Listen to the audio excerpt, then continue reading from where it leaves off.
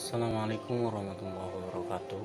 Saya Muhammad Irsyad Fauzan akan sekilas menjelaskan tentang materi yang akan disampaikan oleh rekan-rekan saya, yaitu mengenai faktor-faktor yang mempengaruhi teknologi dalam pendidikan agama Islam. Kualitas proses pembelajaran adalah titik tolak ukur yang menjadikan penentu berhasil atau tidaknya suatu proses pembelajaran. Akan tetapi perlu ditegaskan bahwa berhasil atau tidaknya suatu sekolah adalah relatif, karena tolak ukur yang digunakan akan terus berubah dengan adanya perubahan tantangan, perubahan era, dan perubahan zaman. Bisa jadi pada saat ini tolak ukur yang digunakan adalah adanya pendidik yang menggunakan teknologi canggih dalam proses belajar mengajarnya. Namun pada hari kemudian ada antitesis tentang pernyataan tersebut, sehingga terjadilah perubahan tolak ukur tersebut. Selanjutnya, pendidik yang berkompetensi sangat mempengaruhi, karena pendidik ditugaskan untuk menarik interaksi peserta didik dengan pendidik, peserta didik dengan peserta didik lainnya, dan peserta didik dengan materi yang disampaikan oleh pendidik. Untuk itu ada dua faktor yang mempengaruhi adanya kualitas pembelajaran pendidikan agama Islam, yaitu faktor lingkungan, contohnya latar belakang. Yang kedua, faktor diri sendiri, contohnya motivasi. Di antara dua tersebut harus saling menyelaraskan dan menyempurnakan. Sekian, terima kasih. Assalamualaikum warahmatullahi wabarakatuh. Assalamualaikum warahmatullahi wabarakatuh. Nama saya Jajat Dika. Materi yang kedua, faktor lain yang perlu diperhatikan adalah metode serta waktu dalam melakukan evaluasi. Menurut Suryo Subroto, evaluasi bermanfaat untuk mengetahui tingkat perubahan belajar siswa terhadap bahan atau materi ajar, metode, dan sarana tertentu telah mencapai tujuan yang telah direncanakan. Intinya, evaluasi merupakan alat untuk mengukur tercapainya proses interaksi pembelajaran, sehingga dapat disimpulkan bahwa evaluasi merupakan salah satu faktor yang penting dalam proses pembelajaran di kelas. Evaluasi di sini tidak hanya berupa ujian formal saja, semisal ulangan harian, tes, dan UAS saja. Menurut Husnul Atiyah tentang kualitas pembelajaran, bahwa proses belajar mengajar dapat berlangsung dengan baik apabila seorang pendidik mampu mengatur waktu yang tersedia dengan sebaik mungkin. Dengan demikian dapat disimpulkan bahwa faktor waktu dan kemampuan guru dalam mengatur waktu dapat mempengaruhi kualitas pembelajaran. Berikut ini Husnul mengidentifikasi 4 fungsi umum yang merupakan ciri pekerjaan seorang guru sebagai manajer yang sangat mempengaruhi kualitas pembelajaran PAI. Yang pertama, merencanakan. Yang kedua, mengorganisasikan. Yang ketiga, memimpin. Yang keempat, mengawasi. Faktor lain yang juga mempengaruhi dari kualitas pembelajaran itu diantaranya, yang pertama ada dari faktor banyaknya kelas, di mana sedikit dan banyaknya jumlah peserta didik itu akan mempengaruhi dari kualitas pengajaran. Dan biasanya cenderung jika peserta didiknya yang sedikit, maka itu akan lebih memudahkan bagi guru itu sendiri untuk menyampaikan materinya, karena ia terfokus kepada materi sendiri dan peserta didik dengan baik. Lalu yang kedua, dari faktor suasana belajar, di mana suasana belajar itu sendiri itu adalah faktor yang sangat besar. Kita lihat saja jika sistem atau pembelajarannya itu monoton atau jenuh, maka hal itu malah akan membuat peserta didik tidak semangat. Mereka akan menjadi bosan serta merasa tidak ingin belajar. Beda jika pembelajaran dilaksanakan dengan secara aktif, demokratis, maka itu akan memunculkan semangat-semangat yang akan menumbuhkan rasa ingin tahu dari peserta didik itu sendiri, sehingga proses pengajaran akan berlangsung secara optimal. Yang ketiga, ada dari faktor fasilitas atau sumber pengajaran.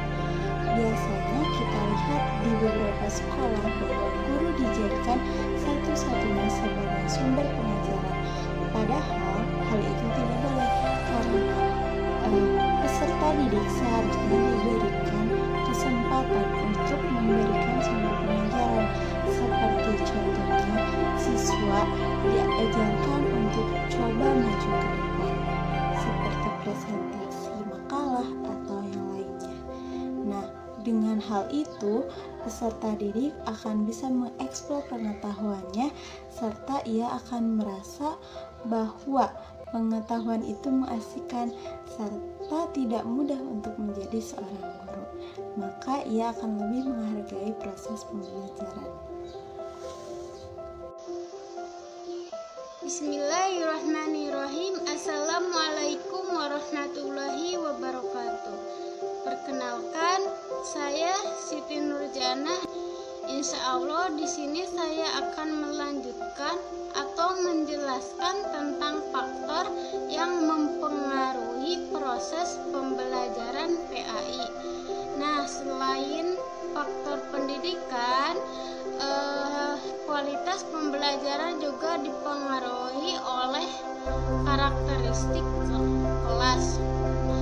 Karakteristik kelas meliputi satu, besarnya atau ukuran kelas, maksudnya yaitu banyak sedikitnya jumlah peserta didik yang mengikuti proses pembelajaran. Dua, suasana pembelajaran. Suasana pembelajaran yang demokratis itu akan memberikan peluang untuk mencapai hasil pembelajaran yang optimal atau yang diinginkan, dibandingkan dengan suasana yang kaku, disiplin yang ketat dan otoritas penuh pada pendidik. Yang ketiga yaitu fasilitas dan sumber pembelajaran yang tersedia. Nah, sering kita temukan ya dalam proses pembelajaran di kelas bahwa pendidikan sebagai sumber pembelajaran satu-satunya. Nah, padahal seharusnya si pendidik itu memberikan kesempatan kepada peserta didik untuk mereka berperan sebagai sumber pembelajaran dalam proses pembelajaran di kelas. Selanjutnya, faktor pembelajaran PAI di kelas juga bisa dititik tekankan pada organisasi dan di sekolah secara umum, baik secara formal maupun non-formal. Contohnya, kekuatan pengaruh nilai yang tertanam di dalam kelas. Faktor lain yang mempengaruhi kualitas pembelajaran di sekolah adalah karakteristik sekolah itu sendiri, yang mana sangat berkaitan erat dengan disiplin atau tata tertib di sekolah. Media pembelajaran yang dimiliki, letak geografis, dan etika estetika. Maksudnya yaitu sekolah mampu memberikan sarana dan prasarana yang nyaman, kepuasan peserta didik, bersih, rapi, dan memberi inspirasi. Nah, secara global, faktor-faktor yang mempengaruhi belajar siswa dapat dibedakan menjadi 3 macam, yaitu faktor internal, faktor eksternal, dan faktor 3 yaitu faktor pendekatan belajar. Nah, jenis upaya belajar siswa meliputi strategi dan metode yang digunakan siswa untuk melakukan kegiatan pembelajaran. Mungkin itu yang dapat saya sampaikan. Maaf bila mana terdapat kesalahan. Sekian dari saya. Wassalamualaikum warahmatullahi wabarakatuh. Bismillahirrahmanirrahim. Assalamualaikum warahmatullahi wabarakatuh. Saya sebagai pemateri terakhir, perkenalkan, nama saya Deti Duratul Hikmah, ingin menjelaskan mengenai problematika pada pembelajaran pendidikan agama Islam, yakni problematika yang terdapat pada pembelajaran pendidikan agama Islam terbagi kepada 2 problematika. Yang pertama, problematika pada peserta didik. Yang kedua, problematika pada pendidik. Apa itu problematika pada peserta didik? Problematika yang terdapat pada peserta didik adalah problem pada karakter yang berbeda-beda yang terdapat pada anak didik, di mana karakter tersebut sudah ada sejak dini, sudah melekat sejak dini pada diri siswa tersebut, atau bawaan dari orang tuanya secara genetis. Kemudian, karakter tersebut dibagi kepada 4 kategori. Yang pertama, karakter kelainan psikologi. Kemudian yang kedua, karakter kelainan daya pikir atau kognitif. Yang ketiga, karakter kelainan kemauan atau motivasi. Dan yang keempat, karakter interaksi atau emosional dan sosial. Kemudian yang kedua, problematika pada pendidik atau guru. Sebagaimana kita ketahui bahwasannya seorang guru merupakan seseorang yang sangat penting dalam suatu ruangan kelas. Ketidakhadirannya seorang guru akan berpengaruh baik ataupun buruk kepada siswanya. Nah, kemudian seyogianya seorang guru itu memiliki kualitas keilmuan yang lebih daripada siswanya.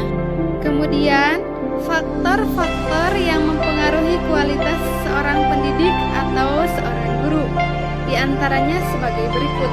Yang pertama, orientasi guru terhadap profesinya.